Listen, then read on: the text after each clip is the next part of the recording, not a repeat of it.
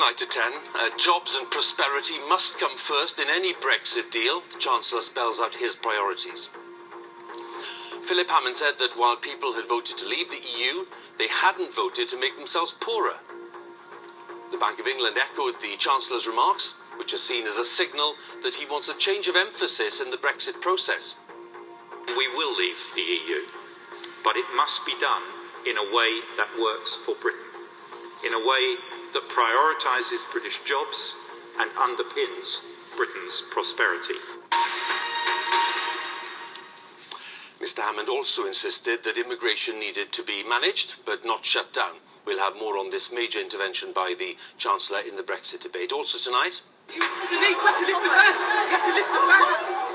the latest images of the attack outside a mosque in North London, where a local imam intervened to stop further violence. The true heroes are those who arrived on the scene right at the start, and the heroes are those in the hospital now, suffering with injuries, some of them life-threatening.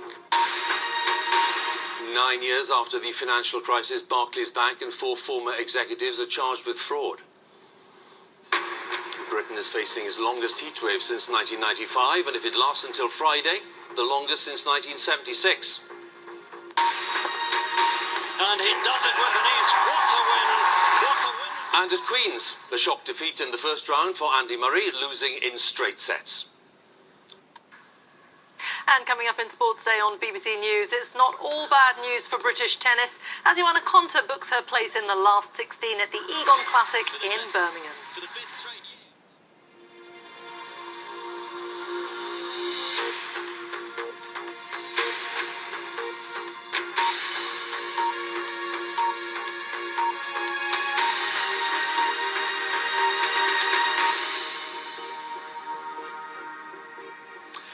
Good evening. A few technical problems tonight for which we apologise, but on the eve of the Queen's speech and in the week the formal Brexit talks got underway, the Chancellor has defined his own goals for the negotiation ahead. Philip Hammond said that jobs and economic prosperity had to be priorities in the Brexit talks, and he stressed that immigration needed to be managed, not shut down.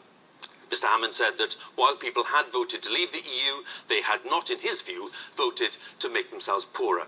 The Chancellor's comments in the City of London were welcomed by some business leaders, as our economics editor Kamal Ahmed reports now.